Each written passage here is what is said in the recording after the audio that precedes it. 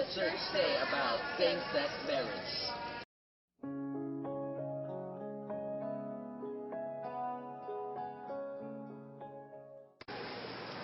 Homosexuality refers to relations between men or between women who experience an exclusive or predominant sexual attraction towards persons of the same sex.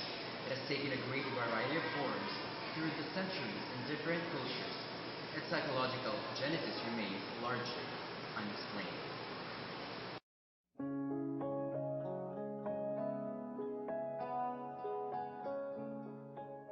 And go. The Catholic Church takes a very high view of marriage and human sexuality. As the account of Genesis shows, marriage and sexuality were created by God and given to mankind as gifts for our benefit. Scripture records God's statement that it is not good that the man should be alone. I will make him a helper fit for him in Genesis chapter 2 verse 18. As a result, a man leaves his father and his mother and cleaves to his wife, and they become one flesh in Genesis chapter 2 verse 24. Some may forego the good of marriage to serve a higher calling in Matthew chapter 19 verses 10 to 12, but it is a good nevertheless. For Catholics, marriage is social as well as religious, but its religious aspects are very important. The Bible repeatedly compares that relationship between man and wife to that between God and Israel in Hosea chapter 9 verse 1, or between Christ and his church in Ephesians chapter 5 verses 21 to 32. For Catholics, marriage is a holy. Since the Church sees marriage as holy, it believes it must be treated with reverence. It also recognizes that marriage is basic to the health of society and therefore a public institution that must be defended against harm.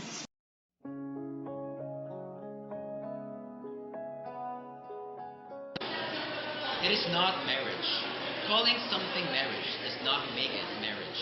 Marriage has always been a covenant between a man and a woman which is by its nature ordered toward the procreation and education of children and the unity and well-being of the spouse. The promoters of same-sex marriage propose something entirely different.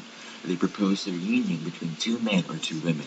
This denies the self-evident biological, physiological, and psychological differences between men and women which find their complementarity in marriage. It also denies the specific primary purpose of marriage, the perpetuation of the human race and the raising of children. Go. It violates natural law. Marriage is not just a relationship between human beings.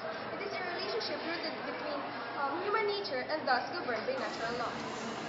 Natural law's most elementary precept is that good is to be done and pursued, and evil is to be avoided. By his natural reason, man can perceive what is morally good or bad for him. Thus, he can know the end of or purpose of each of his acts, and know how it is morally wrong to transform the means that help him accomplish an act into the act's purpose. Go. It always denies a child either a father or a mother. It is in the child's best interest that he be raised under the influence of his natural father and mother. This rule is confirmed by the evident difficulties faced by the many children who are orphans or are raised by a single parent, a relative, or a foster parent. And go. It validates and promotes the homosexual lifestyle. In the name of the family, same-sex marriage serves to validate not only such union, but the whole homosexual lifestyle in all its bisexual and transgender variants. Go. It turns a moral wrong into a civil right. Same-sex marriage opposes nature.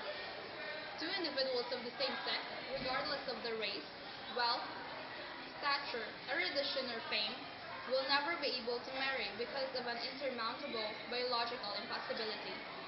Wait. Go. It does not create a family but a natural sterile union. Traditional marriage is usually a vacant that those who would frustrate and must do violence to nature to prevent the birth of children. By using contraception, it naturally tends to create families. It defeats the state's purpose of benefiting marriage. One of the main reasons why the state bestows numerous benefits on marriage is that By its very nature and design, marriage provides the normal conditions for a stable, affectionate, and moral atmosphere that is beneficial to the upbringing of children, all fruit of the mutual affection of the parents. Dapat. Go. It imposes its importance in all societies.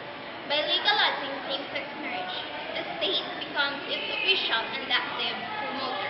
The state calls on public officials to officiate at the new civil ceremony, orders public schools to teach its acceptability to children. Go. It is the cutting edge of the sexual revolution. The gay movement, whether acknowledged it or not, is not a civil rights movement, not even a sexual liberation movement, but a moral revolution aimed at changing people's view of homosexuality. It offends God. This is the most important reason. Whenever one violates the natural moral order established by God, one sins and offends God. Same-sex marriage does just this. Accordingly, anyone who professes to love God must be opposed to it.